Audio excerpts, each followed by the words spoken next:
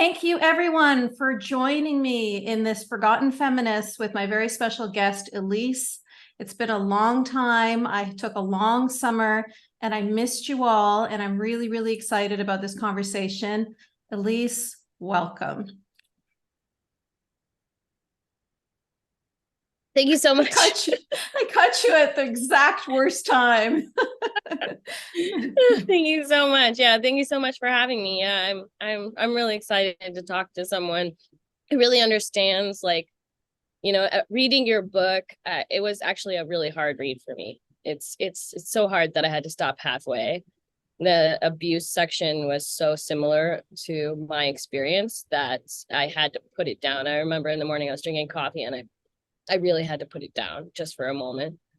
It does get easier with time, but it's not forgotten. I don't know how to explain what it's like to go through what we went through, Yeah. Yeah. Yeah, well, we try our best to try to explain to people what it was like, but someone like you reading my book, or someone like any of the other women that I've had on this podcast, when you read it, you can read between the lines and really understand it at a much deeper level, at a visceral level, because you relate to it. And it's in some ways re-triggering for so many people.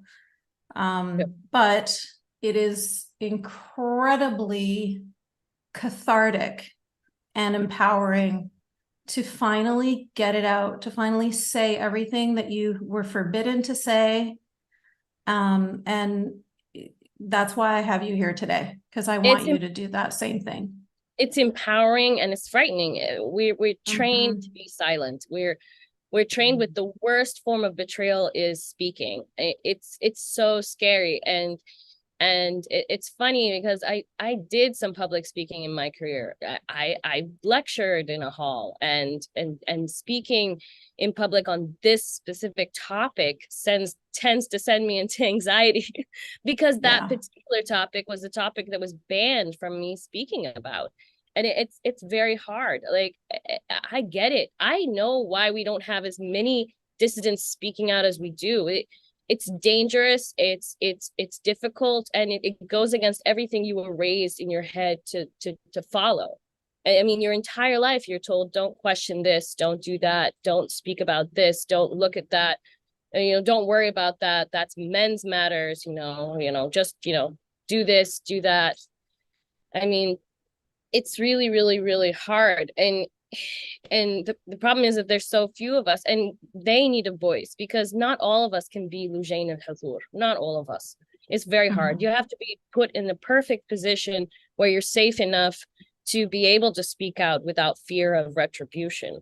And in the end, we're all in danger either way, but some of us are a little safer than most. I get reached out to almost a lot from Saudi girls. I had one yesterday, and she said, we all can't be Lujain, but we need you. I need you to tell our story. I need you to help me with this. But and the problem is that the Western media doesn't know how to understand the fact that giving away our name and like telling you who we are, because the first thing a reporter does is, what's your name, where were you born, what's the and they're like, whoa, like, that's scary, because it's not just them at risk, it's their families at risk as well. Like, they don't just go after you, they go after anyone close to you that they can use to manipulate to bring you back. And that's very, very, very scary. And I get it a lot, but I mean, what else are we going to do? I mean, so somebody has to start. So right. Yeah. Well, thank you. Thank you for being one of the brave women to start. But let's rewind. Let's take this back to the beginning. So you call yourself an American princess in Saudi. So I need to know, like, how did this happen? How did you end up becoming an American princess in Saudi? I'm assuming your mom converted and married a Saudi prince. No, it's a metaphor. No. Okay. The name of my autobiography is An American Princess in Saudi Arabia, simply because as all young girls, I was called a princess. Daddy calls you princess, mommy calls you princess, little princess.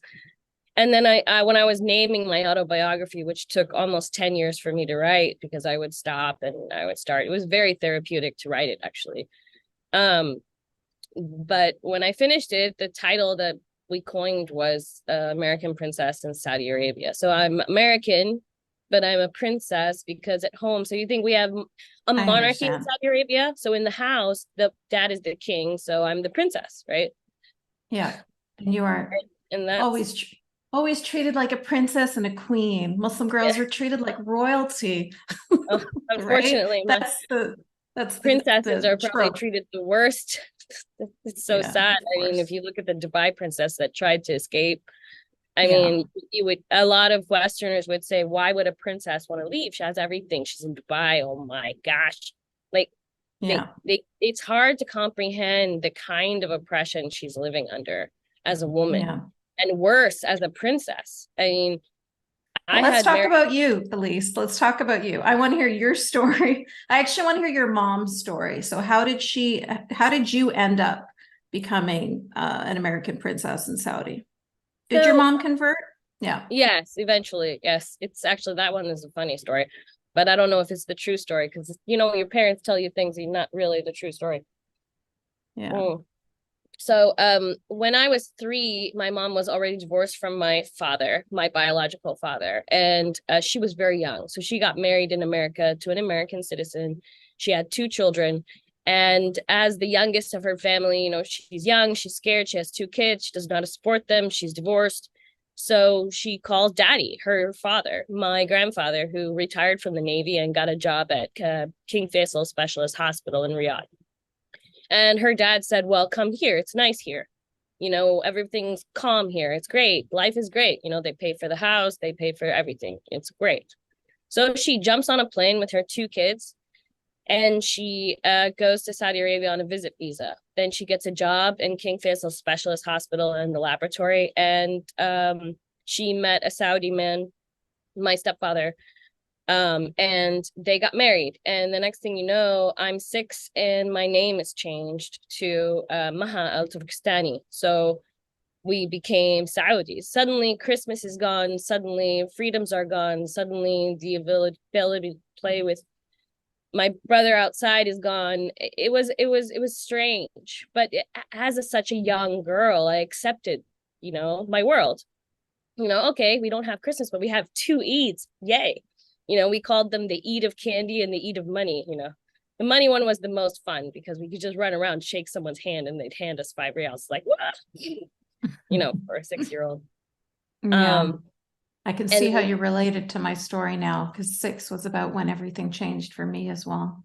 yeah, and I loved my stepdad in the beginning. I never had a father figure. So at 3, I don't remember my biological father. We went to Saudi Arabia. My grandpa was the only man in my life. And I loved him. He would make us, food at night because my mom worked the night shift and we lived with grandma and grandpa. And then stepdad came along and he used to pick me up and twirl me around. And I loved it. I loved it. I loved having a father figure. I loved it all. But then the darker side started to come out. It's people forget that we see the public beheadings. We forget that's also happening in households as well. They like dramatic. What did King Abdulaziz call it? Is that if you punish someone harshly in public, you'll make the Bedouin fear, and then you won't have to punish as many people because you'll shut it all down.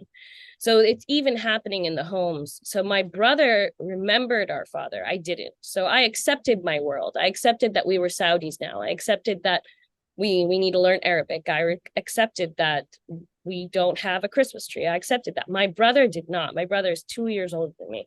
So my brother fought back. And every time he fought back, there was retribution. And the retribution was usually beatings. I remember one night he was forced to stand in the corner of a room until he passed out. And when he passed out, he was woken up and stood back in the corner. And I was forced to sit and watch. And every time I passed out, I was woken up to watch some more. So it was a very long night I would never forget. But it was more for the fact that he wanted to make sure that I witnessed what could happen to me if I did the same behavior. So it was very frightening. So it kind of like forces you to choose. And when I reflect on my past, I was a very questioning child, but I was a very silent child. I was happy with whatever I got, but I always like wonder like why, you know, and but at the same time I don't want to get the belt. I don't want to be locked up. I don't want to be, you know. And he used my brother as a training tool for me. And it Can I worked ask you where your mom was when this was happening? What was your mom's role in this? Did she ever protect your brother? No, she stepped aside. She said to me once that we should behave and listen to him because he pays the bills and he takes care of us. Mm. And if we're not careful, he might not take care of us. You know, it's strange, but it's not strange. When I reflect on her, even though I no longer have her in my life by choice, but when I reflect on her particularly, I get it. She was scared. She might have realized that divorcing him at some stage after she had her first child with him, she had 5 after me. Wow. So I have 7 siblings all together. So we're 7, the 7 of us. And think about it. She's American. She was formerly Christian. Even if she converted to Islam, she has no rights to her children. So she could lose the rest of them. You have to choose between that's such a hard choice. I get that. But I don't know. I don't know how to explain her, but I recall her before she married him. She was vibrant. She was full of life. We had, you know, in Saudi Arabia, going to like church mass was illegal. So it was like we did it on Fridays at the same time as mosque time. So nobody would notice the family gathering. And it was actually church in someone's house. We even went to the ambassador's residence once, I remember. And it was fun. We swung on the banisters. And she would always like don her yellow dress before she put on her abaya and she would twirl around. I remember her in her 20s. But as soon as she married him, she turned into this empty shell that just locked herself away in a room in and watched TV all day and just wanted to forget everything. And she loved him, I think. I mean, she seemed to love him so much above all of everything, even us. Mm-hmm. It was, I can't analyze her motives or her methods or her mind. And honestly, even if I spoke to her, she just deny it all. She'd say, I'm happy. I don't know what you're talking about. You know, my life is good. And I'm like, can you see at all? Like, honestly, the hardest moment in my life after I was molested at the age of 11 was that I kept it to myself. I realized something, and I think the most sickening thing is that to think that an 11-year-old is calculating what are my options. An 11-year-old. And I was in England at the time. My stepdad was doing his PhD in England, and I was 11 years old. And I'm walking to school every day, and I'm distraught. I don't know if I should tell mom. Will mom tell stepdad? If mom tells stepdad, what's going to happen to me? Same thing that happened to my brother. And then I'm thinking, okay, I could tell the counselor, but the counselor is going to tell my parents. And then the first thing my stepdad's going to do is pack us all up, take us back to Saudi. And then I'm in big trouble. What do I do? And then I think I could tell my Saudi grandma. She's the head of the household now that grandpa's dead. You know, she loves me. She'll protect me. And then I think, well, after a little while, she's going to say that I'm damaged goods and that I'm no good to marry her. I was betrothed at the age of 6 to my uncle, which is a little odd for people, but he's not my biological uncle. So they wanted to unite the family more. And I was adorable, apparently. So she wanted me to marry her other son. So me and my stepdad would have been like, my stepdad would have been my stepdad and my brother-in-law. It's a long, like, thing, but in tribes, usually tribes marry within tribes. So that was the plan. And I was, you know, when you're 6 and you give a 6-year-old a golden ring and you say, this girl is for this boy, the 6-year-old looks at the ring and goes, oh my God, Prince Charming, you know, and you don't think about anything else. And then that's what I started thinking, like, oh, I could tell grandma would protect me, but then I wouldn't be good enough to marry my uncle. And I love my uncle. And one day we're supposed to get married because we're only 2 years apart. We played together as children. It was so complex to think that an 11-year-old had to think through all of this. So I bit my tongue. And every time I started to unbite my tongue, my stepdad would notice. Now, he's a master manipulator. He is probably the most evil human being on the planet. And I don't say that because he's my stepdad, but he's very intelligent. Every time he sensed I was wavering and I was going to say something, he would take me on walks. And I'll never forget this one walk where he said, if you tell your mom, I'm going to poison her and kill her. And I said, you can't do that. The police will find out. He said, I've already started. I'm a biochemist. He's a PhD in biochemistry. He's a doctor. He said, I've already started putting it in her daily Coca-Cola. You know how she loves Coca-Cola. And if you don't stay quiet, I won't stop. I mean, I'm 11. I mean, I'm frightened half to death. It's very hard to speak out. It's more hard than people realize. Did you ever tell your mom? I did. To this day? No, I did. It was to get like to later. What happened was I stayed a long time, and at some stage I was locked up because the family decided that I wasn't learning how to be a proper Saudi girl.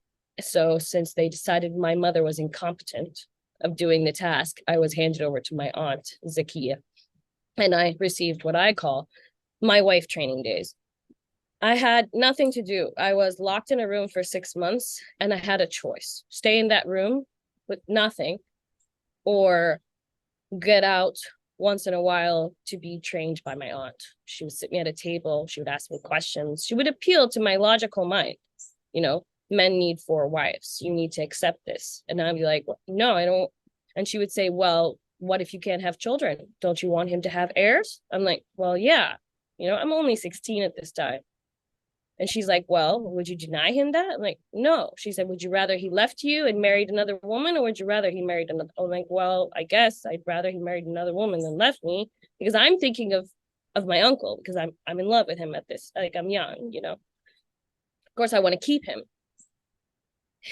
And it was simple questions like that. She did. She even trained me in holding the tipsy, the tray and the glasses, and I broke so many glasses we had to go to the Prialin store and buy new ones because I couldn't balance the tray like my cousins could.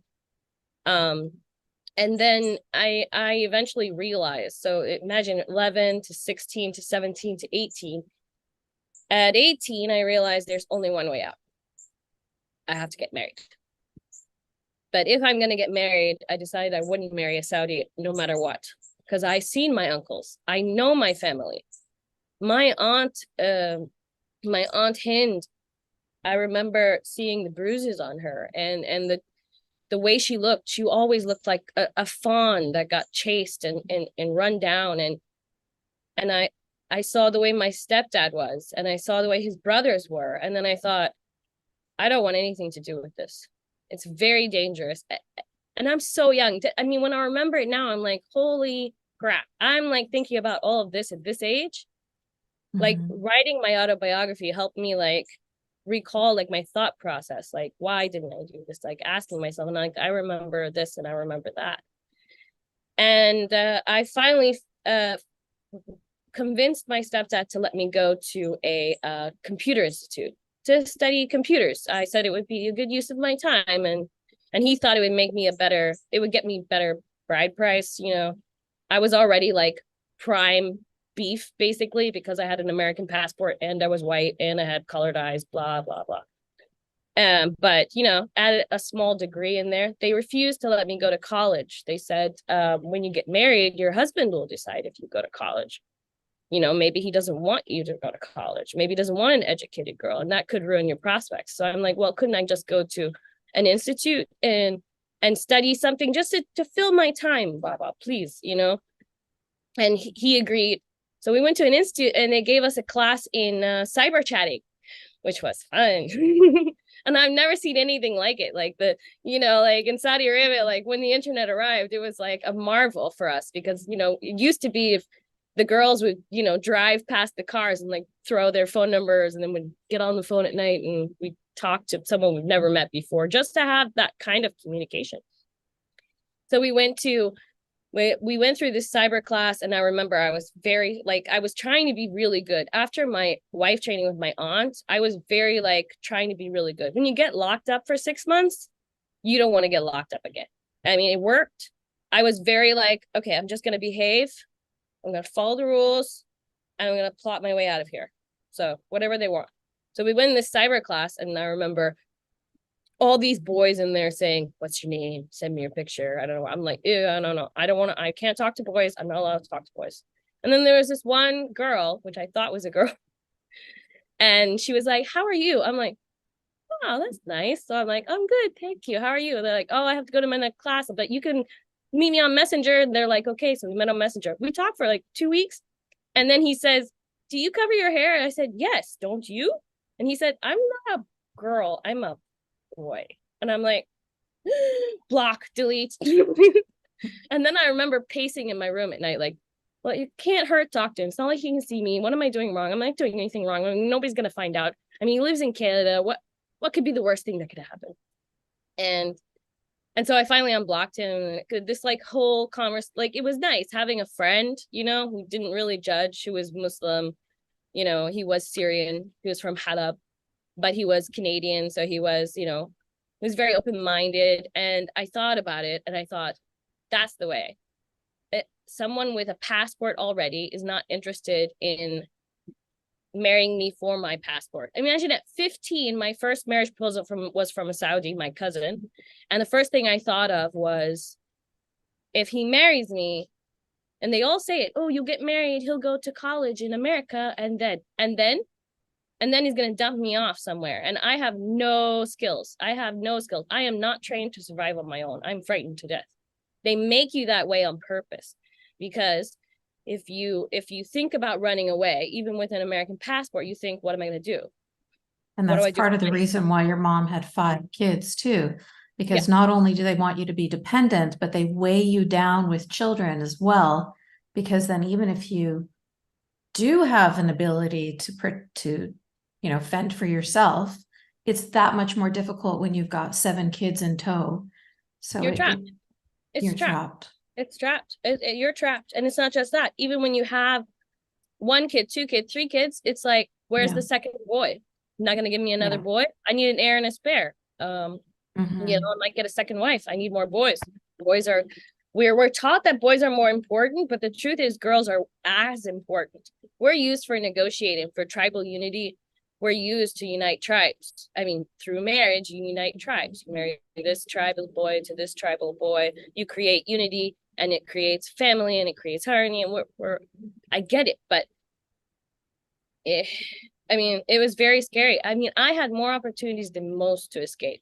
We came to the United States on vacations once in a while, although we were living in a mini Saudi Arabia in our house. So it didn't really matter. We weren't supposed to go anywhere. Mom can't leave the house without permission. I mean, she would take us on like escape excursions to McDonald's, which we thought was so fun. But now when I think about it, that's all she could do. Yeah. And, you know, before we continue to tell us about how you escaped with this Syrian guy, I want to go back a little bit to your life in Saudi Arabia. So you talked about being trapped in the room for 6 months with your aunt. That's unfortunately something I hear from a lot of Saudi girls. This trapping girls in the home seems to be a really common method of control there. And then if girls fight back, then you have like these basically prisons for bad girls that get sent there, and you're sent there, you know, indefinitely. Yes. And you're sent there. It's supposed to be called the home of care, but really it's prison. It's worse than a prison. Solitary confinement, beatings, torture, starvation, no recreational activity. And on top of that, so basically they built these shelters because MBS said, oh yes, I'm going to build shelters to protect women who are abused. But if you ask Dar al-Ria what kind of women they help there, even if it's a woman coming from a family where she was sexually abused, molested, like physically abused, whatever, they say we only have 2 types of women in Dar al-Ria: those who have strayed from the righteous path and delinquents. So it's sad. It's really sad. And they spend most of their time in Dar al-Ria. So these places are supposed to be safe havens for women. They spend most of their time um convincing them to go back.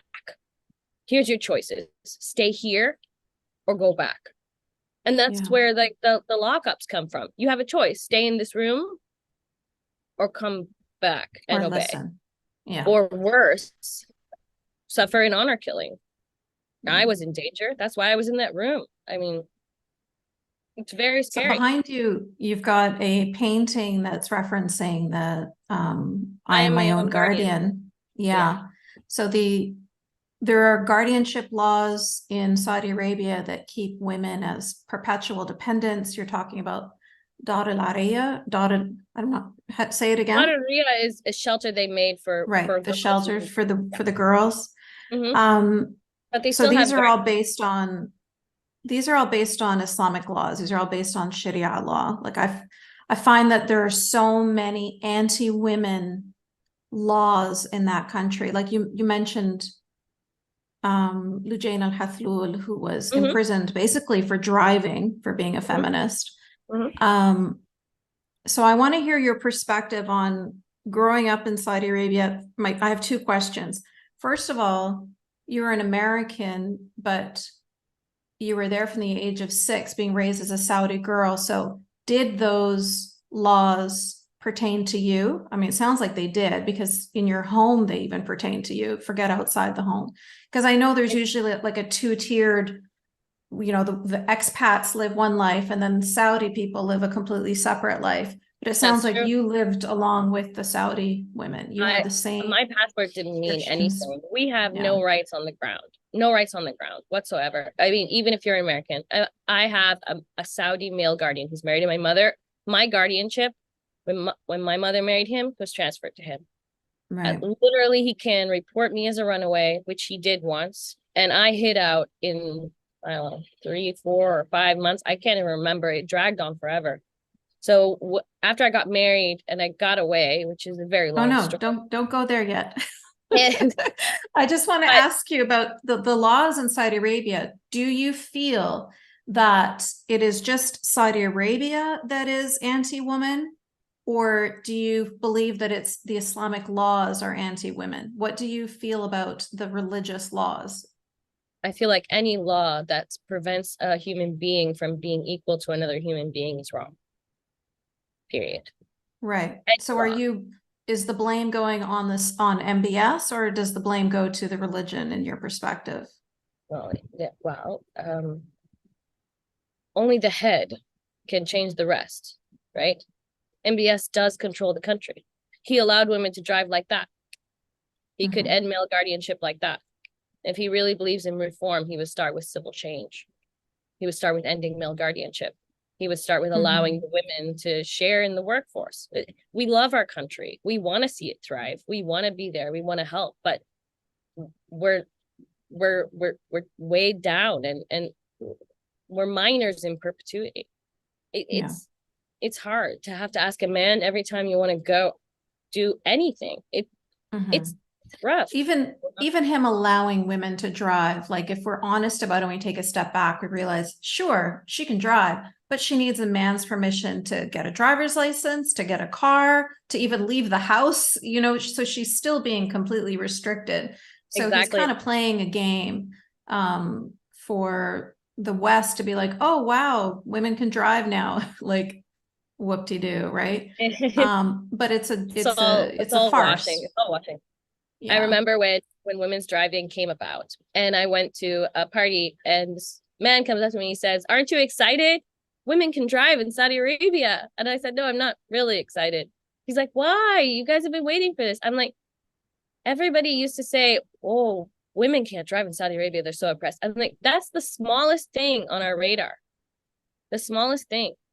We would rather have custody of our children, equal rights. We would rather have ownership of our own bodies than drive. There's so many forms of transportation. I can drive her. You know, I never thought about driving when I was young. People would say, "Don't you want to drive?" I'm like, wow, you know, someone will take me where I need to go. That's the least thing on our radar. The most important thing on our radar is having the ability to say, no, I don't want this anymore. You know, it's rough. And the problem is the American media they eat it up. Okay, women can drive. Women are free. free, free, Yeah. free. I'm like, Well, we're it not. was for them. Yeah. It's it Yeah. it's just for them. I mean, yes, we enjoy driving. It was a spectacular day. The best part is it was, he made it sound like it was in his gift. But the truth is, Mm. it was the women drive out that moved him. Yes, he Mhm. locked them all up. And then a few months later, he declared women can drive. But it was in his Yeah. gift. It wasn't because they drove out. It wasn't because he was frightened. Oh no, he's not afraid of anything. It was Yeah. because he gifted it to women. So be quiet now. Now you can drive. Go. All these years of not allowing women to drive. And it turns out there wasn't actually a law banning women from driving. I mean, if you read the code, it's not a law against driving. It doesn't mention a gender. It's just kind of funny. And like Manal al-Sharif, she was arrested and taken in the middle of the night, and she was charged with driving while female. Yeah. I thought they get charged as terrorists or something Well, too. now they do. Yeah. Back then, not so much. But after 9/11, MBS thought, well, everybody's scared of terrorists. We are trying to stop Mm. terrorism. So anybody who like is against the crown or speaks up against MBS or speaks up against the regime, oh, it's a terrorist. So the Western media goes, ooh, terrorists, don't want to touch it. Don't want to touch it. But Mm. the terrorism Mhm. court is accusing people of things like civil disobedience. Lujain al-Hathur, for example, is accused of being a terrorist because she conspired with foreign countries, when really she just went to the UN and used her voice to talk about male guardianship. And she was Mhm. accused of conspiring. But they And can say that whatever goes they back want. to what you were saying at the beginning about how silenced we are, that if we even speak up, if we even tell our story, how demonized we are, because Yep. it's like the worst thing you can possibly do is use your voice. You must stay silent. It's the Um, biggest form of betrayal to the country, to the yeah, royal family, to the terrorism court, to your own family. yeah, Speaking. It's yeah, the thing they teach you not to do. Be quiet. Sit down. yeah, Don't talk about that. We can't talk about that. You know, yeah. and you take it in. You indoctrinate it. You put it in your soul, and it's very hard to break. Mhm, When I first mhm. got to the US, I didn't want to talk about it. Like, So tell let's us just about forget about that. it. Now let's tell us how you escaped from the situation in Saudi Arabia with your stepdad. Basically, he came to the US with the kids, and I was allowed to go work. I was working for the UN at the time. So he was quite smart. He would give us a lot of leeway with a lot of control. So at any point he could say, stop doing that, sit down, and we would be like puppets and just sit. Like, okay. Mhm, He'd say, I'm allowing you to have a job. Be grateful. And we would feel grateful. I mean, I've even wrote it in my book, like, I'm so grateful he let me get married. I'm so grateful he let me, and it's that feeling that you're grateful, even though you don't know that you don't need to be grateful. It's your choice. But he makes mhm. you feel that way. And then he eventually had to bring the kids here to go to college because he wanted to try and see if they could like make it over here. So he took them to a remote town in Iowa and set them up there, which was perfect for him because it's like Iowa, if you go to a small town, everybody's watching everybody, everybody's nosy. It's perfect for him. Like for him, it felt secure to like reintegrate them into American society. My mom was absolutely happy, of course. He left them there. Then he moved them to Dallas for college. And then I was in Geneva, so I flew down because I was having a really hard time. I was, it was lonely. Geneva is lonely and cold. So I'm like, I'm gonna fly down and stay with mom and the kids. My biggest priority, like if it was me years, like the day I got to Canada the first time, I would have cut off my stepdad, but I can't. I'd have to cut off my heart and my arms. I have three younger sisters. I can't leave them alone. I have to get out for my own sanity, but I have to be readily available. And Yeah. only way to be readily available is to make sure that he lets me be. He's holding, like, even though I'm not the mother, he's holding my siblings. He has all the power. He could cut me out and do whatever he wants with them. But if I'm on the ground, at least they have a protector who understands what kind of monster we're dealing with right now? Mhm. So I kept in touch and I kept everything as normal as I could. And one day I came back from Switzerland and I convinced him it was a good idea because he wanted to get a farm and isolate himself from the world, of course. and isolate us from the world. So I said, oh, you know, the girls are in college, you know, I can watch them. Like, I know the proper way to do things. You know, I do. Like, I'm very obedient. Like, I'll watch them. We can get an apartment, the three of us. So the three of us girls got an apartment in the city, and that was the beginning. And now two of them are out. He Oh, agreed. that's And he used to come and amazing. do inspections, which was hilarious because we would run around. Baba's on the way. T-1 hour. Hide the liquor. Right. Get the abaya. Where's Yasmine? What's the official story? Because we have to collaborate our stories. He's so smart. He checks stories. He checks facial expressions. You have to be like really calm. Like, oh yeah, of course. Yeah, of course. Like, no, I went there. You know, Yasmine had a boyfriend. Nora had boyfriend, you know, and everybody's covering for everybody. But it was perfect because we got the apartment and then we all broke off and got our own lives. And, you know, we're thriving and we're well. But it took him agreeing to let us get our own place before we could like really separate and just be free. Oh, that's beautiful. I love that. I think that's the first time I've ever met somebody who told me this such a happy story of being able to free their siblings. I hear a lot of stories of people sort of being tortured, kind of the way you described it at the beginning, cutting off your arm and, you know, cutting out your heart. They're just tortured with, they want to leave and they need to protect themselves and their own sanity, but they see their younger siblings and you know, they just can't do it. And it is a very, it's such a difficult position to be in. And I'm really happy to hear that you were able to negotiate that. Out. Yeah, Two. yeah. There's one left. She's in Saudi. And I heard and they're rumors. going to hold on to her even tighter now because they know there's a risk. Yeah. He learned from the three of us, the older ones, he learned his mistakes. So he keeps her. So she's 21, 22 now. If you spoke to her, she sounds like she's 13. She has no concept of the world.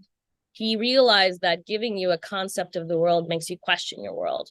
So he keeps her as young as he can, like mentally.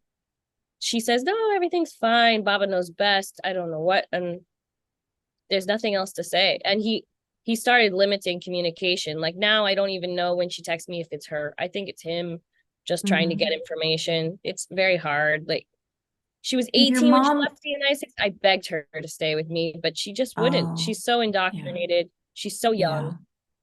Yeah. I see it too. I'm grateful for that. But the best thing I can do for her now is try and end male guardianship. Maybe one day. Yeah. But it's unfortunate to say this, but like my sister is like that too, that even if she were in Saudi Arabia, even if they did end male guardianship, even if she did have all the rights in the world, she wouldn't take them. She's so so deeply indoctrinated that she has completely identified as a subservient nothing. That's how she sees herself. And I can't imagine, you know, her ever for her to see herself differently would be too scary for her. It's too unknown. Yeah.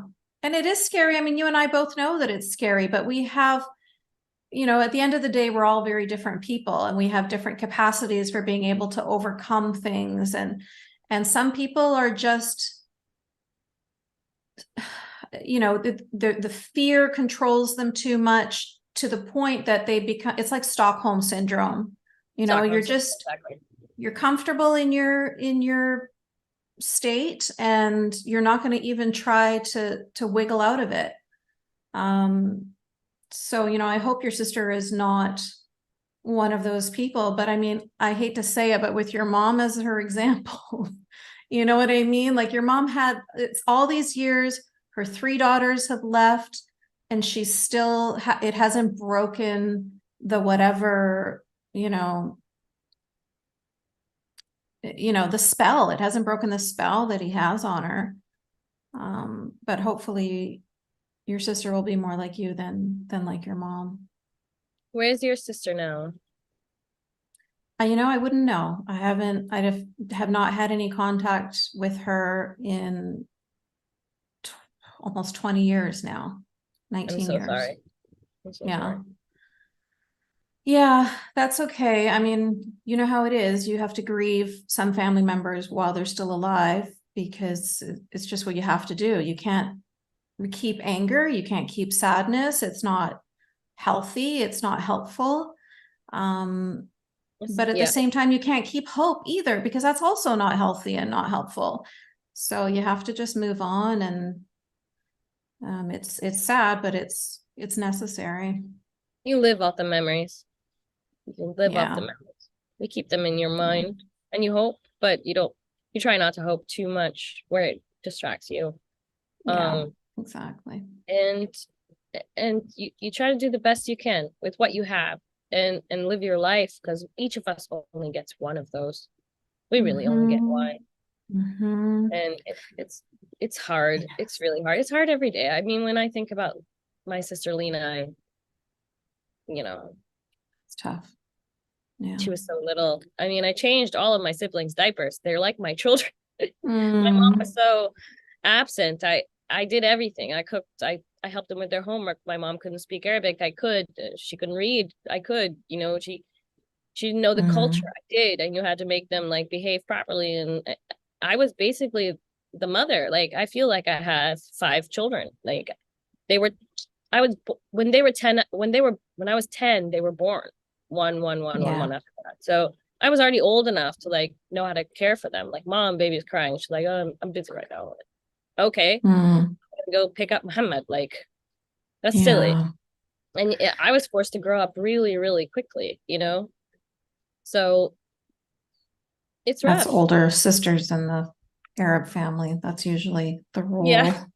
Yeah. It's supposed to be my role. I was taught by my aunt. That's your job. Mom Yeah. doesn't serve the tea. You serve the tea. Mom sits with her guests. You bring the juice. It's your job to serve the kake and all that. Yeah. Yeah. That's all you have to know. You just have to know how to be a good wife and a good mother. That's it. Nothing else. One day, So I've wife, your husband will decide. One day you'll be a wife and your yeah, husband will decide. Can I cut my hair? One day you'll be a wife and your husband can decide. yeah. That moment when you said, and then I thought, oh, I have to get married because then I'll be free. I was like, oh my God.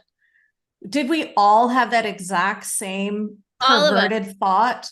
all of us, Like, because we're taught what? that if you go get married, you're gonna have all these freedoms because of the way they frame it up. Can I buy this mini skirt just to wear at home? Oh yeah, but you can't buy it till you get married. If your husband likes mini skirts, you'll get to wear those all the time at home. And you're like, whoa, all these things I'm not allowed to do, I'm gonna get to do when I get married. But they didn't add the caveat. If your husband doesn't want you to do any of this, you're gonna be in like it's from frying pan to fire. I remember Yeah. me and my best friend laying in the schoolyard, dreaming of the day we get married so we'd be free of our father's guardianship and we'll be free, we'll be wives. And not realizing that it's just frying pan to fire. Like it's just one other kind of imprisonment. Like, but we all Yeah. had the same impression. But that's how we're raised into it. We're indoctrinated into it, you know? It's very fascinating when you look back on it because we were so hopeful. I'm gonna marry the man of my dreams. I'm gonna be a wife. I'm gonna run my own household. I'm gonna have all these freedoms. I'm gonna wear what I like. I'm gonna cut my hair. And then you Yeah. marry for you, I mean, you married like the worst person ever, and you realize marriage is not really freedom after all. Yeah, I didn't even want all those things. I just wanted to get out of the house that I was in. And I honestly thought it can't get any worse. Oh, how wrong I was. I mean, the fact that one of your examples was, I'll get to cut my hair. Like, how Yeah. messed up is it that you can't even cut your own hair? Like, people don't, it's so impossible for people to comprehend in the Western world how you have absolutely zero control over your life.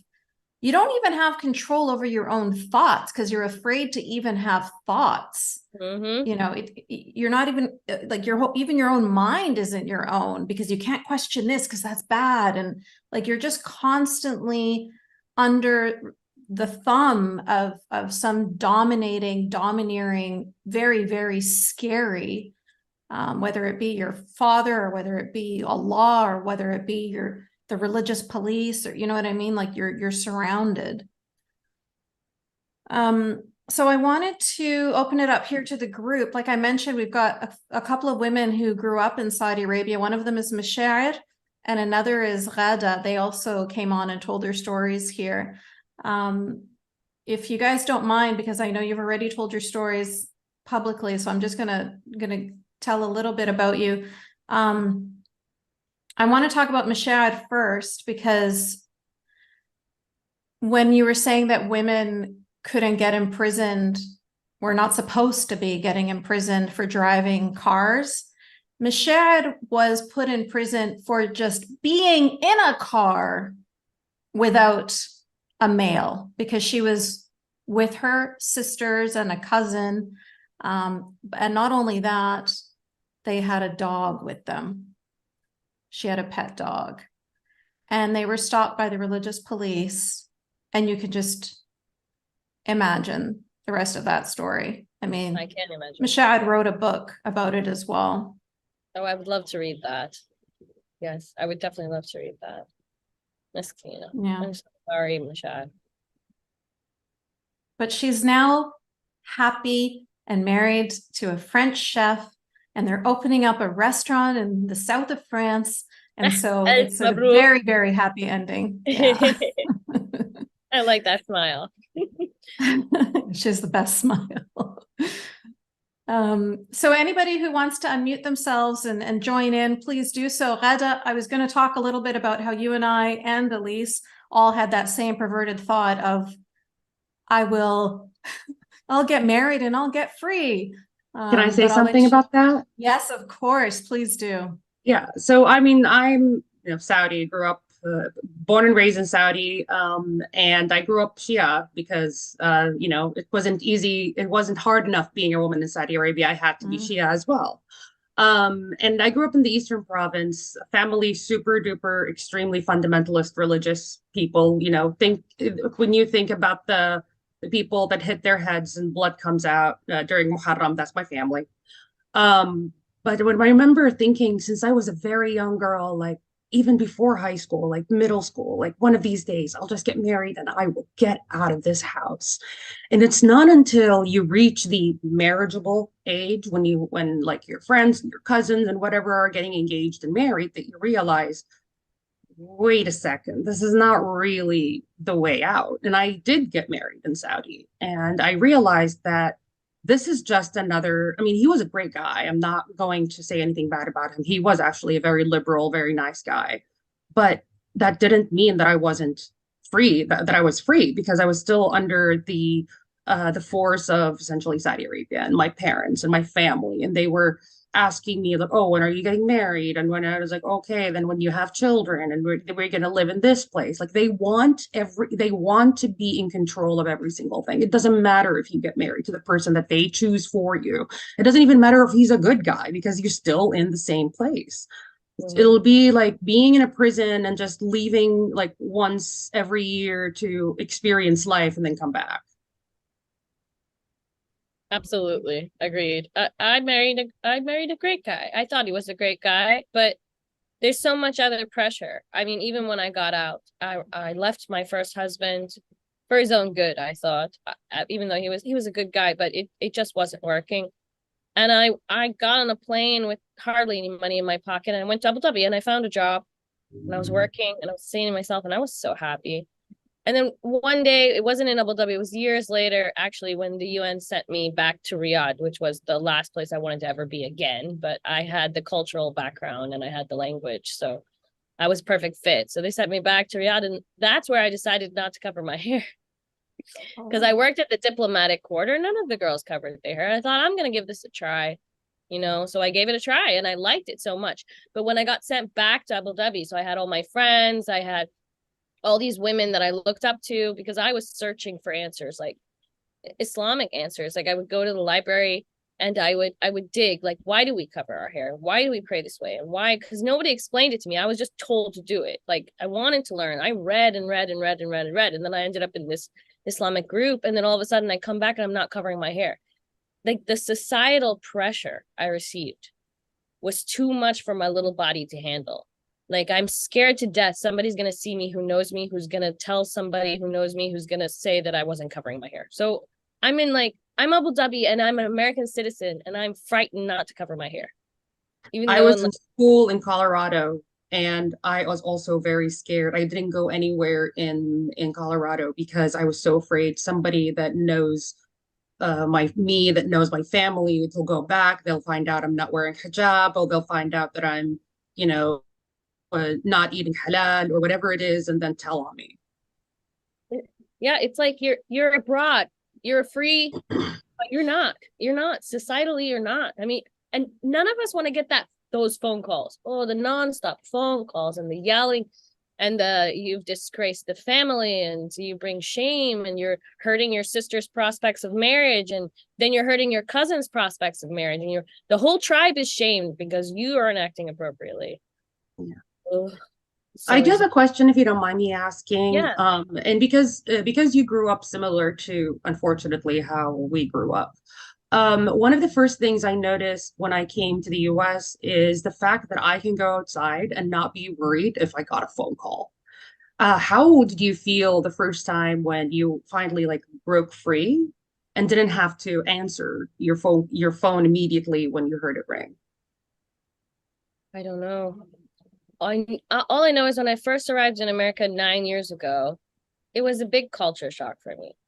I felt alone. It was so individualistic that I felt like if my car broke down on the side of the road, nobody would help me, which is shocking considering where I came from. But I felt like all these people were strangers. I was so indoctrinated into the tribal mentality. You're only safe in the tribe, and there was no tribe.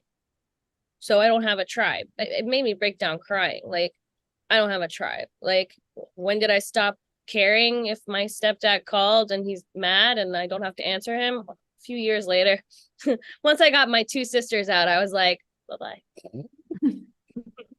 Bye. I don't care. Like, I don't answer them anymore. I block them. I mean, I don't want that negative energy in my life. I just don't want it. I don't want it. And I even very kindly told my mother, I forgive you freely. I don't want your negative energy in my life. I think you chose where you wanted to be, and I respect that. There's your husband. You made it yourself. You want to keep him. Welcome to go. But I don't want you in my life. I forgive you freely, and I can't carry that anymore. I can't. I did it long enough. I took care of your kids. I protected them from him. I did everything I could do, and I'm exhausted. I want to go be happy. And probably that's when I decided I'm not gonna answer this anymore. Like, I know that my whole Saudi family is probably watching me online and cringing. They're having family meetings. They're discussing how do we stop her? She's ruining the family. What if someone finds out who she is? And I don't care. Not anymore. I'm done. It's such a difficult place to get, but it's so, it's like life affirming care when you finally get to that place, you know? Mishad is saying in the comments here, that's the best decision you've ever taken. So many of us have had to make that same decision. And it seems like with our moms, there seems to be like this extra betrayal, first of all, because she's another woman and she should, you know, like I'll speak about myself as a mom. When I had a daughter, there's nothing in the world I wouldn't do to protect my daughters, to allow them to have happiness and freedom in their lives. And it's incomprehensible to me that my mom chose this man over protecting me. You know, like I could never do that to my daughters. And the fact that she did do that, it's like she's almost more unforgivable than what he did. That's the thing though. You see, when I finally told her, it was after I got out, after I was declared to run away in Saudi Arabia. I was hiding out and I'm sitting with my best friend and she looks at me and she said, it's time. You need to tell your mom. I said, no, I can't. I don't want to tell her. Why? Why would I tell her? I mean, it looks like he's not doing anything to the other girls because they're his flesh and blood. And I was like basically adopted. So I assumed it would stop with me. And I'm like, I don't want to mess up her life. I'm out. Who cares? Like, leave it. And she held my hand and she looked me in the eye and she said, someone has to be there. You're out. If she doesn't know, she doesn't know what to look for. So I picked up the phone and I told her, and she told me I just wanted to make trouble. And she hung up the phone. And she didn't believe me. And that actually hurt more than anything my stepdad ever did to me. That's like the ultimate betrayal. It's really hard to explain. Like, you can write off someone who's not your mother. I don't even know how to explain it. And say he's just evil. That's my mother, you know. You loved her once. You adored her once. You looked up to her once. She was the embodiment of everything you thought a woman should be. And then for her not to believe you, that hurt. That hurt a lot more than I didn't expect it to hurt that much. But here we are. Yeah. It's when people read my book, you know, when I was passing it out to friends, one of the most common things that I would hear back from people was, your mom sounds like such a demon. Like, she sounds so horrible, like you made her up almost. Like, how could somebody be that bad? And I tried to tell them, like, you don't, like, this is common. This is how mothers are. You know, they have absolutely no control over their own lives. They can't control their sons. So the only outlet they have to get out all of their frustration and whatever, you know, power hungriness that they might have, or narcissism, like, their daughters are the only place where they can direct that.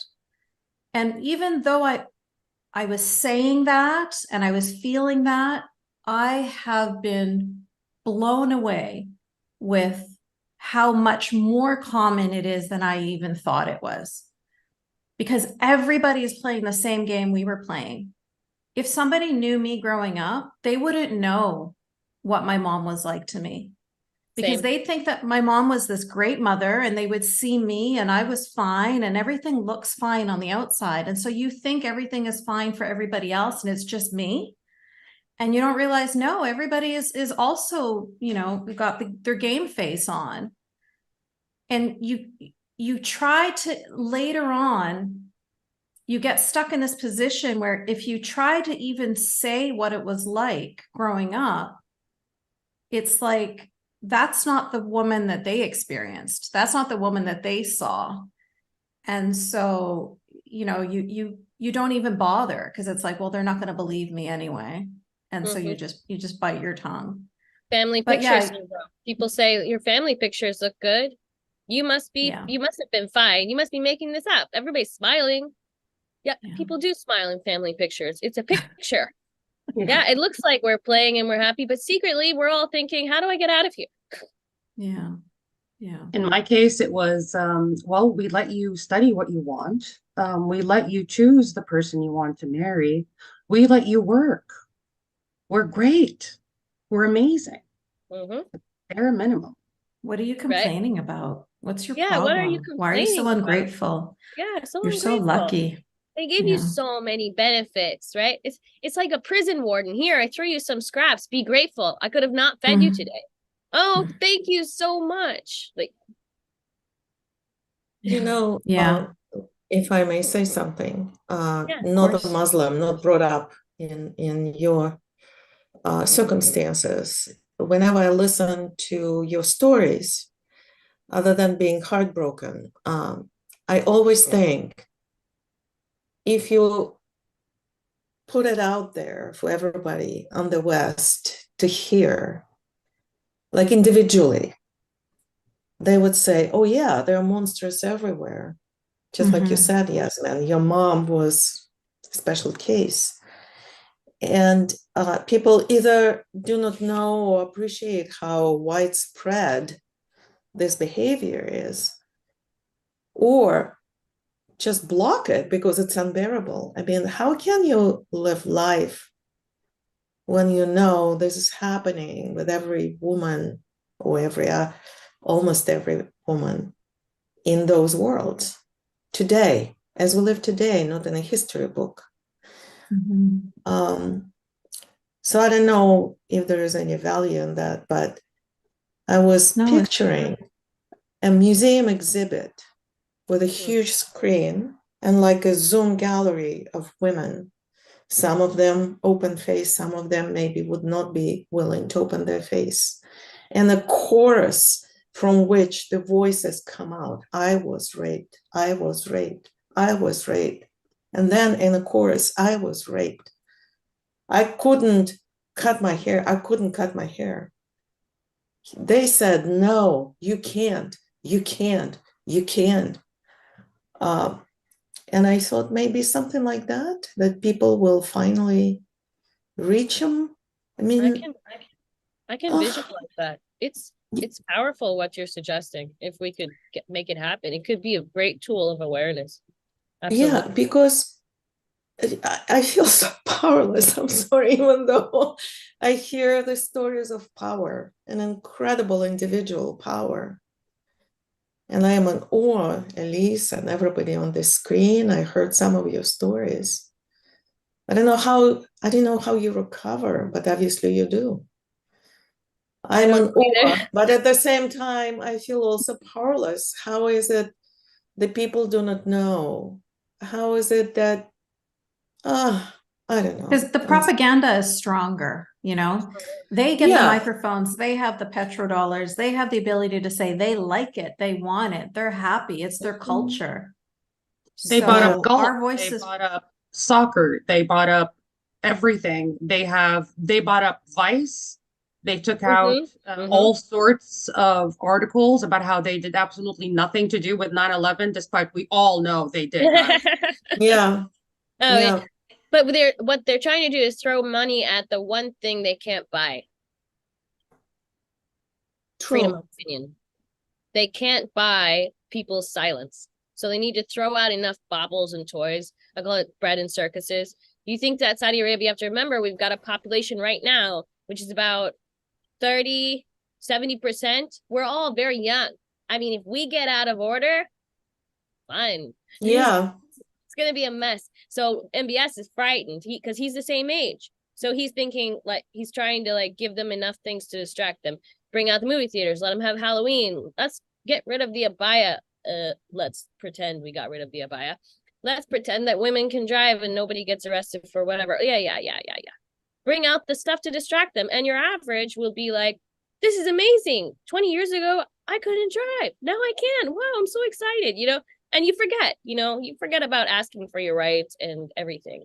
So you have to think of how the mindset is. He's buying up all these sports teams. He's buying up everything he can. He needs to distract the West while the execution rate has gone up and doubled, right? Where the arrest of journalists has increased exponentially.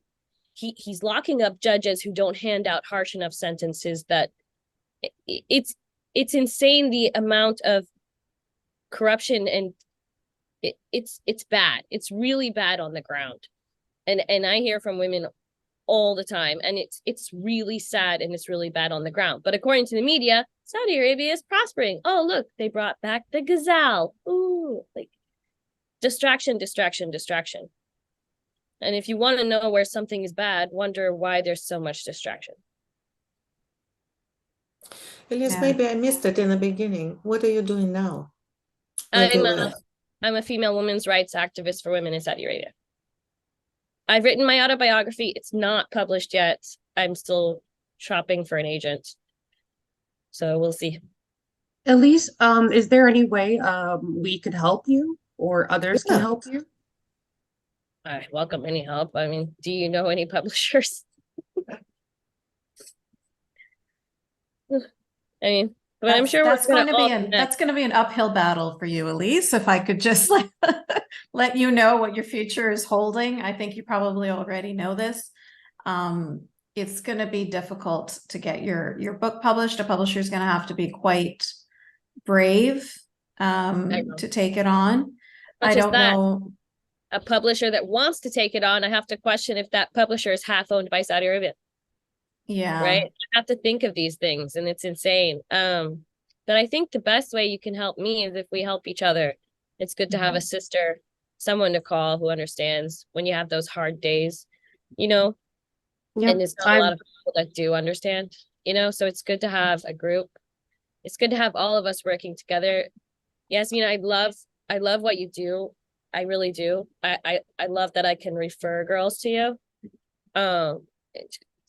Just to get that, like, you know, that help that we need. And sometimes we don't know we need it. Plus, we were raised in a culture where we're not supposed to ask for help. We try to do it all by ourselves, and it's really hard. Well, we think we don't deserve it. We think we're not worthy, or we think we're a burden, or yeah.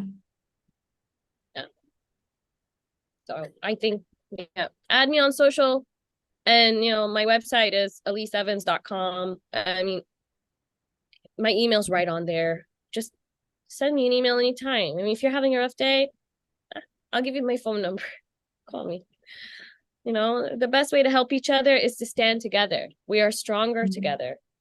You know, Absolutely. We help more women together, because when they see us standing up, they know it's okay too.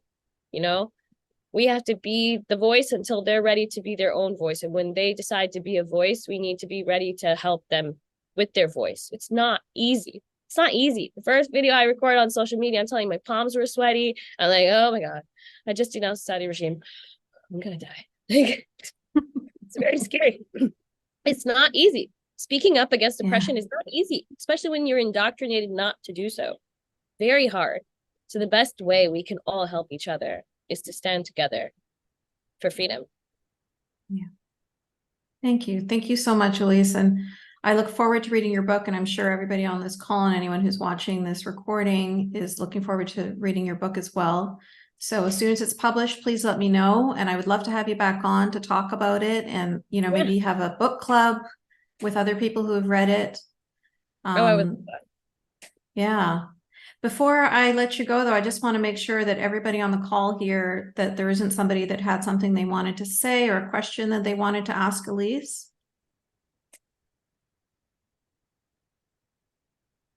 Okay. All right, Elise, I'll just give you the last word then before I let you go. Are there any sort of parting advice that you want to give to anybody or to us all? Stand up, speak up. Silence is not the answer. Question. You should always question your environment. It's not wrong. It's very right. Good luck. Thank you. And when you add me on social, check out my websites, you know, and just send me things you're thinking of, you know, articles you think I should read, you know, stuff you think needs reporting. If you have someone on the ground that needs advice, I'm quite good at advising people on how to get out of Saudi Arabia, which is kind of scary.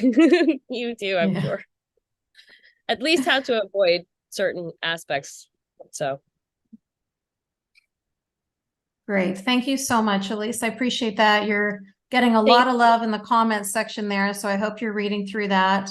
And I got a ton of messages from people who were trying to join, but for some reason it was saying the link isn't secure. I don't know what that's all about, but there's a lot of people that missed this conversation that wanted to be here, but they'll have to watch the recording. I'm sorry. I don't know what happened there, but they're sending you their love anyway. And thank you again for joining us. Thank you everybody for being here. Thank you, Elise, for being so brave. And take care, everyone. Bye.